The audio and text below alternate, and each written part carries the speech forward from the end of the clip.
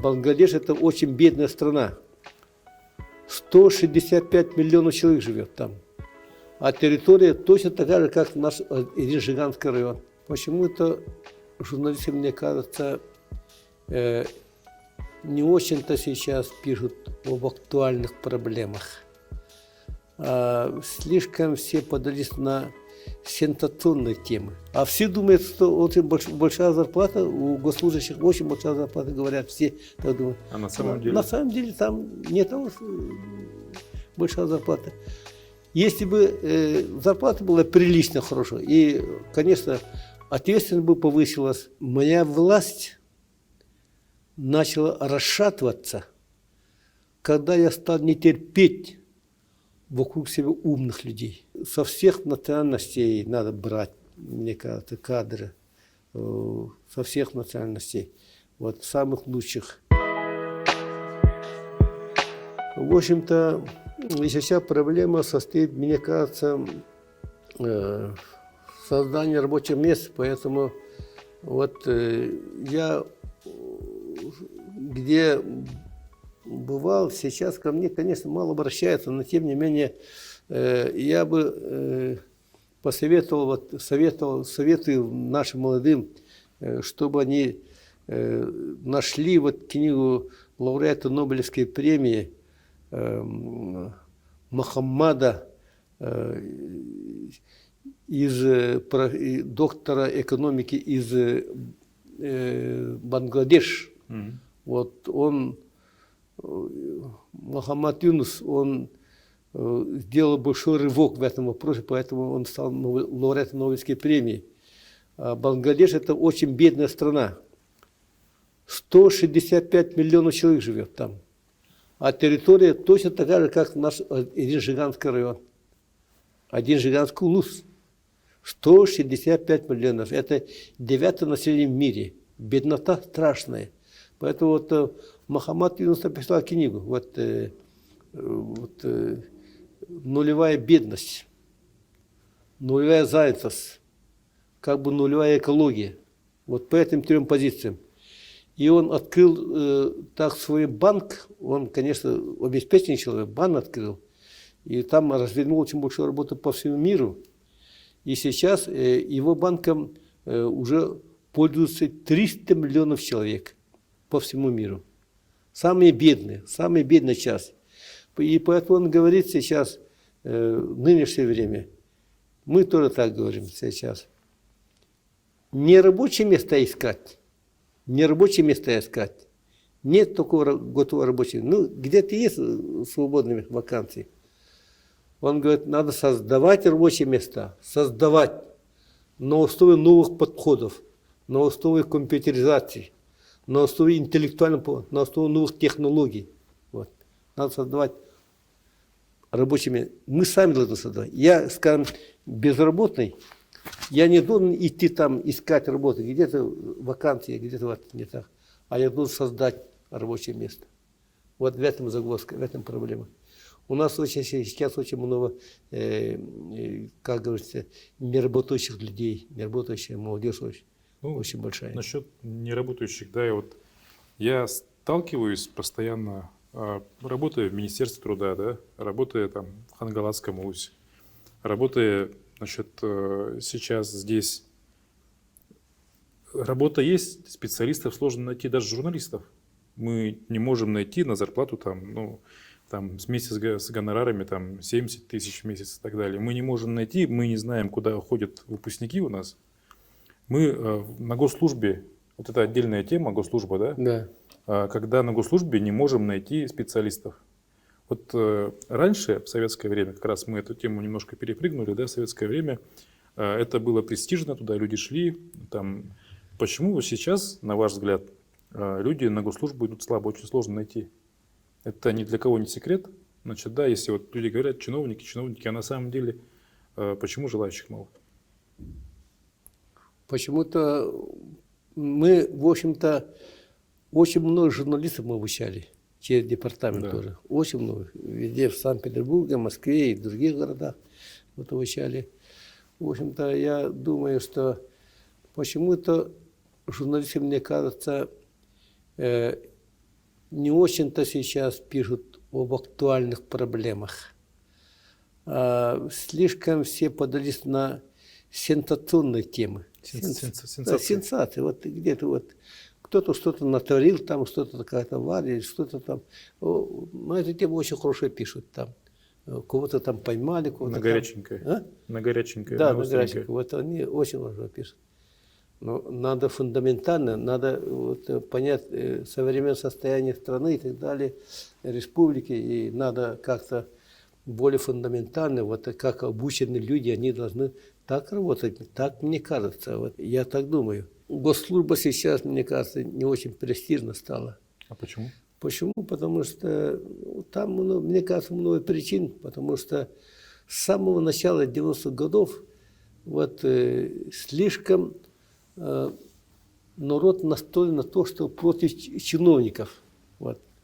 Из-за того, что, конечно, там некоторые перебрали, конечно, вот, находясь в Госдуме, там, в Совете Федерации, вот, и в региональных законодательных собраниях и так далее, и тому прочее, и в правительствах, в общем-то. И поэтому очень много всяких разных дел там, что-то там урвал, что-то там кусок оторвал, что-то делал. Все пишут, и пишут, журналисты ваши все это, конечно, разносят все это хорошо. И народ, конечно, это воспринимает напрямую, это правильно так и есть. Поэтому народ не очень-то любит сейчас вот, чиновника. Поэтому этого знают чиновники, да, вот госслужащие чиновники. Поэтому не очень-то стремятся идти туда. Так мне кажется.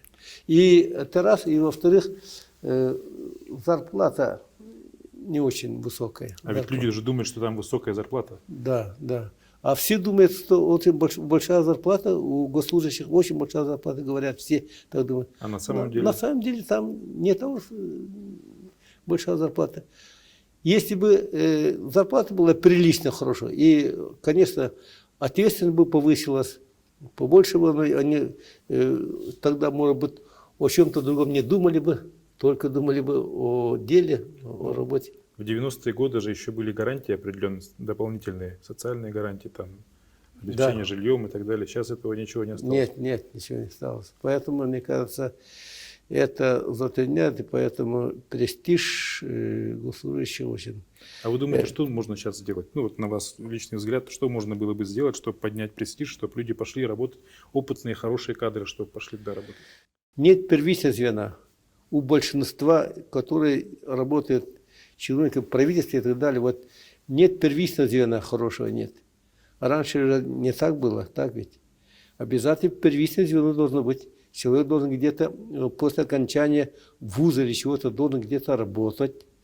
Вот в каком-то предприятии, какой-то организации, в каком-то цехе, с людьми сталкивался, кем-то руководил и так далее. После этого каким-то районом даже вот руководил.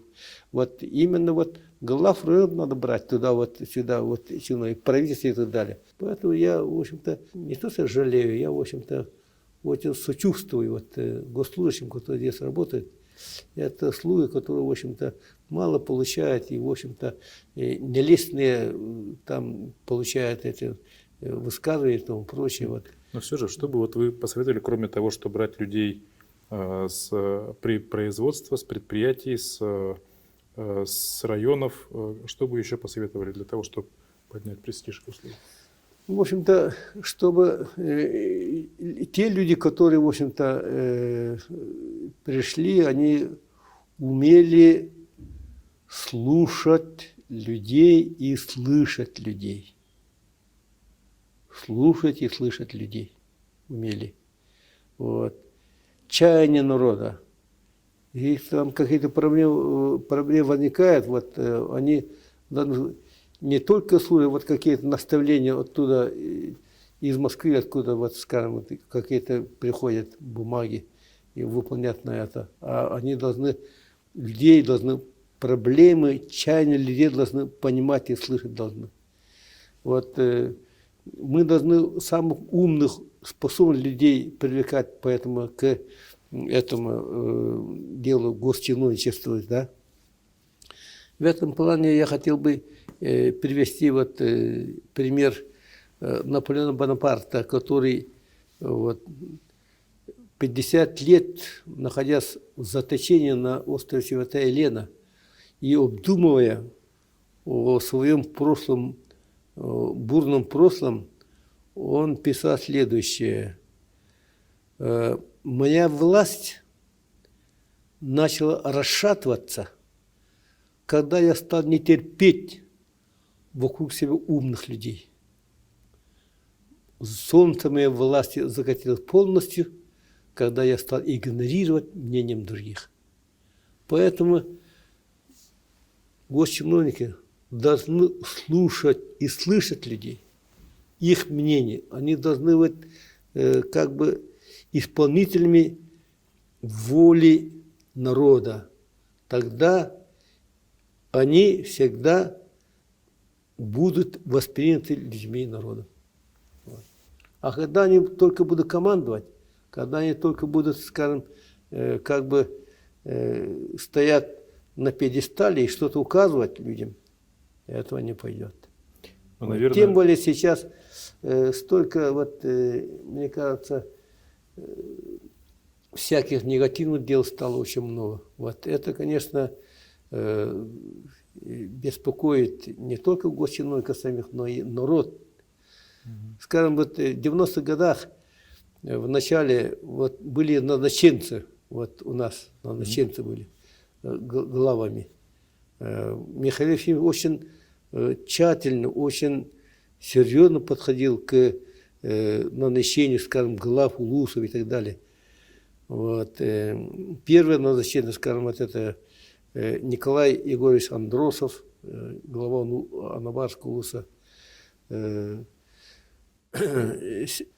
Семен Иванович Мумском, Сукуев, Мумском улусе, Среднеколымском улусе, вот, Григорьев Владимир Афанасьевич, он 11 лет работал. 11 лет работал. Вот, Кашкин был там, в Татинском улусе, Гороха Иван Иванович в Верхоянском улусе. Ну и многих, можно многих там говорить, о многих говорить, так? Они очень честные, добросовестные люди. Вот ничего плохого, скажем, вот, народ о них не говорит и до сих пор. Все. Ну вот смотрите, Матвей Васильевич, у нас такие люди есть, работают. Кто-то на госслужбе, но много людей таких работают не на госслужбе. Когда им говоришь, давай, приходи, возглавь там какой-то орган, возглавь там какой-то департамент. Да. Это люди хорошие, там, специалисты хорошие, они не идут. Ну, я говорю, вот это почему-то сейчас чиновник отдельно, народ отдельно, народ вообще не воспринимает чиновника сейчас. Ну, Вот. смотрите, вот простой пример, да? Министерство геологии. Там зарплата у специалиста, там, ну, скажем, образно, да, там, скажем, который занимается геологией, да, она одна. Любой другой геолог, который идет работать, скажем, в какое-нибудь горнодобывающее предприятие, минимальная зарплата в 2-3 раза больше. Ну, о чем можно говорить-то? Ну вот, может быть, имеет смысл тогда зарплату госорганов по отрасли смотреть, чтобы, грубо говоря, люди желали в конце своей карьеры, после главврача, там, так далее, стать руководителем кем-то в своем министерстве. Может Да, быть, в этом смысл? Совершенно верно, да. То же самое можно сказать и в области образования, мне кажется. Сейчас говорят, что зарплату повысят, хорошая зарплата, говорят, но мне кажется, у учителей зарплата не так уж большая. У рядовых учителей, у большинства. А вот директоров, у руководителей вот, школ, у них зарплата приличная Ну, сейчас. это понятно, значит, они хотят быть директорами, а если бы было бы наоборот, то директора хотели бы стать учителями. В общем-то, слишком большая разница, мне кажется, здесь. Слишком большая разница. И вот, скажем, если мы говорим об образовании, о директорском корпусе, то я хотел бы сказать, я, конечно, далек от мысли, я не претендую на это окончательно, но тем не менее, почему школа сейчас трудно? Потому что школы сейчас муниципальные, а не в советское время они были государственными, а сейчас муниципальные, так? И поэтому сложность оттуда возникает. Скажем, какой-то голова начинает там назначать выборы. Он становится политиком, хочет избраться. И, в общем-то, там мнение директоров и так далее, все это разделяется. Какой-то директор, скажем, против него работает. Голова избирается. И сразу этот директор убирает, хотя он сильный директор, хороший директор. Так не должно быть. Так не должно быть. В общем-то, поэтому очень плохая тенденция пошла и сейчас. Команда, так говорят, команда. Это еще 90-х годов, это говорят, команда. Если даже человек выиграл выборы, он должен брать из противоположной команды самых сильных, умных людей. А этого не происходит. Они берут только, поэтому, как говорится, голос кадровый, вот в какой-то мере оттуда и получается. Вот. Они вас, скажем, вывел, и только своих, которые компания работает, которые за него агитировали, вот начинают брать. Я бы на его месте брал самых сильных, самых умных, самых таких людей, вот, в эти кадры. И надо со всех национальностей надо брать, мне кажется, кадры. Со всех национальностей. Вот самых лучших.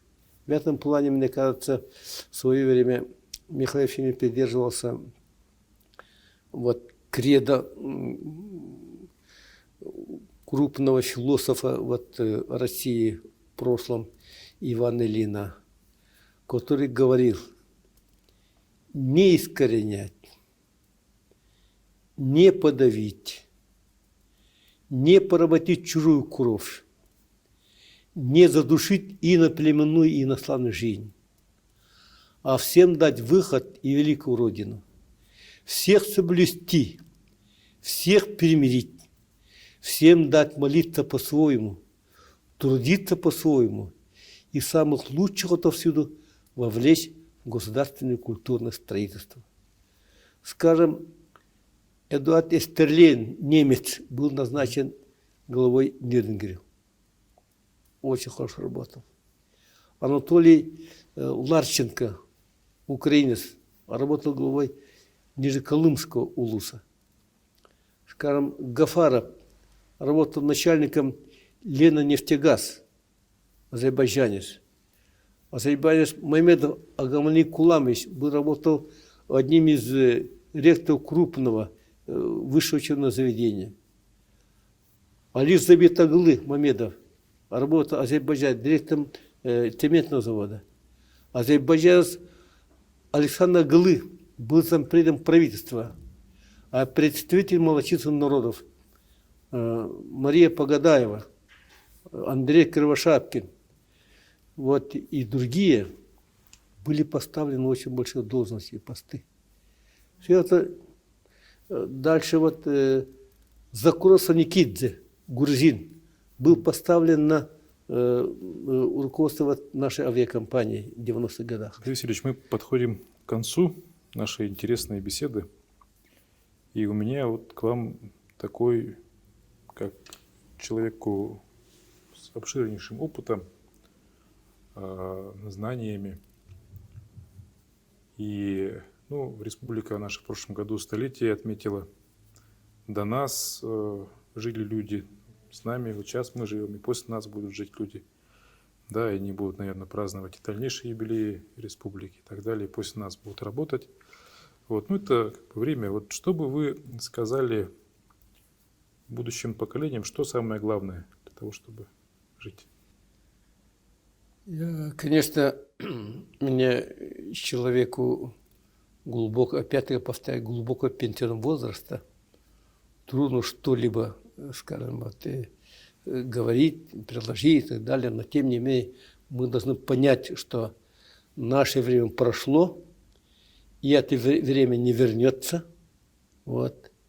Не надо тосковать по ушедшим временам, не надо с унынием смотреть вот нам на прошлое, а, в общем-то, надо лучше распоряжаться настоящим и уверенно смотреть, надо сказать, в будущее. Но мне кажется, почему-то я со многими здесь сталкиваюсь иногда, не часто, но иногда сталкиваюсь.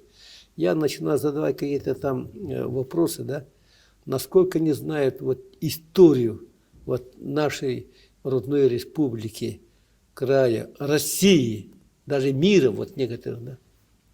Ну, какие-то очень ответственные работники, в общем-то, очень затрудняются по многим вопросам. И это говорит о том, что, не зная прошлое республики, России, страны, мира, трудно распоряжаться сегодняшним, я повторяю, и составить прогноз на будущее. Поэтому я говорю, что нынешнее поколение хорошо знало историю своего родного края, своей республики. Конечно, я должен, опять-таки, как скромный человек, я должен сказать, что я старый человек, и можно сказать, что советы старого человека, как зимнее солнце, он не светит, да не греет. Спасибо, Матвей Васильевич. Ладно, Спасибо. У нас был Матвей Васильевич Мучин, выдающий человек, выдающий якутянин и россиянин. Спасибо.